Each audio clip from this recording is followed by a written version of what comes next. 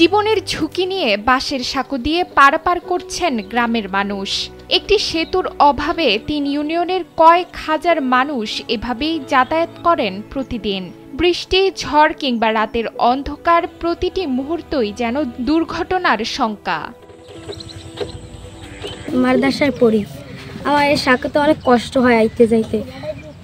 আমার একদিন ব্যাগ পড়ে গেছে, ওই যাইতে যাইতে কেন প্রতি মৃত্যুবরণ করে একটা গর্ভধারণীর মা বা বোন যারা আছে। এখান থেকে যদি সেতুটি হয়, মহাসড়কে উঠতে এই পুরান মহিপুর মাত্র ৫-৭ মিনিটের পর এই সেতুটার মাধ্যমে এই ইউনিয়নের সকল জনসাধারণ অনেক উপকৃত হইবে। ২০২১ সালে স্থানীয় পিয়ারা বেগমের ৮০,০০০ টাকার অনুদান আর মানুষের স্বেচ্ছাশ্রমে নির্মিত হয় এই বাঁশের সাঁকো। কিন্তু বছর পেরিয়ে সাঁকো এখন নড়বড়ে, যে কোনো সময় ঘটতে পারে বড় দুর্ঘটনা। স্থানীয়রা বলছেন, সেতু থাকলে পায়রা বন্দর থেকে কুয়াকাটা পর্যন্ত নতুন যোগাযোগ সুবিধা তৈরি হবে। পটুয়াখালী জেলার উপকূলীয় উপজেলা কলাপাড়া বদ্বীপের ন্যায় চারদিকে প্রবাহমান আন্ধারমানিক নদী, পেয়ারপুর ও তেগাছিয়া খাল বেষ্টিত যোগাযোগ বিচ্ছিন্ন এলাকা ১১ নং ডালবগঞ্জ ইউনিয়ন। যুগ যুগ ধরে যাতায়াত সুবিধা বঞ্চিত এখানকার মানুষ।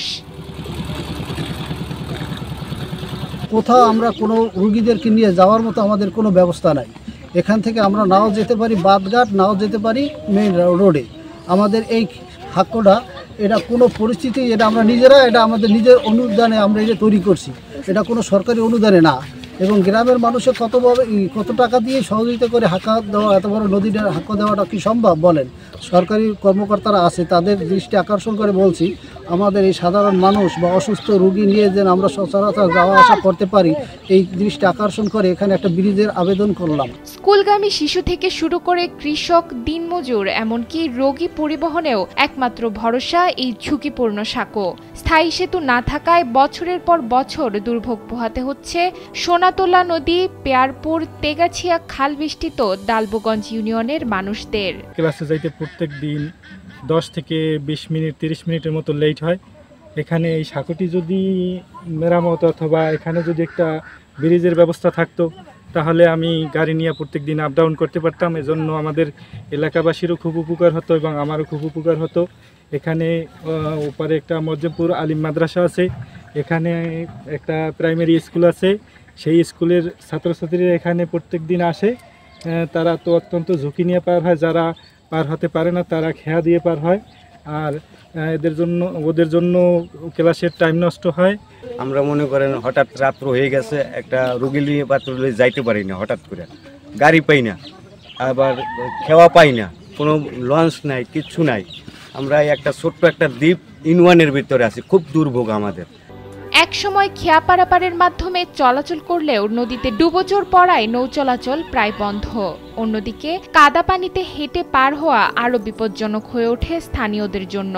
এই খেয়া দেওয়ার পর এরপর একটা বান অঞ্চলে এই জায়গা দিয়া, এই বানটা মূলত ওই জায়গার মানুষে কাটতে লই গেছে কমনে গাববাড়িয়া নিয়েছে। ওই জায়গাতে যে বানটা দেওয়ার পর এই জায়গাটা চর ভরে গেছে। চর ভরার পর এই খাওয়ার ওই ওকুলে এফার ওফার আসা যাওয়া করতে পারে না। নদীর দুই পাড়ের মাত্র ২০০ ফুট দূরত্বে একটি স্থানীয় সেতু নির্মাণ হলে বদলে যাবে এলাকার যোগাযোগ ব্যবস্থা। উপজেলা প্রকৌশলী জানান, স্থান পরিদর্শন করে সেতু নির্মাণের উদ্যোগ নেওয়া হবে। অসংখ্য মানুষ তারা পারাপার হয়, তাদের যে দৈনন্দিন জীবিকা এবং আর্থসামাজিক প্রয়োজনে তারা প্রতিদিন পারাপার হচ্ছে এবং এটা বোঝা যাচ্ছে যে এটি একটি অত্যন্ত গুরুত্বপূর্ণ একটি সাঁকো। তো এই স্থানটি আমি পরিদর্শন করব এবং এখানে একটি ব্রিজ নির্মাণ করার ব্যবস্থা গ্রহণ করা যায় কিনা এই বিষয়ে আমি আমার ঊর্ধ্বতন কর্তৃপক্ষ যিনি আছেন তার সাথে আমি সরাসরি আলোচনা করব। একটি ছোট সেতু নির্মাণ হলে কমবে মানুষের ঝুঁকি, বাড়বে স্বস্তি। স্থানীয়দের বহুদিনের দাবি সেতুর অপেক্ষা যেন আর দীর্ঘ না হয়। পটুয়াখালীর কলাপাড়া থেকে সগির হোসেনের পাঠানো তথ্যচিত্রে ডেস্ক রিপোর্ট, নুসরাত তালবিয়া।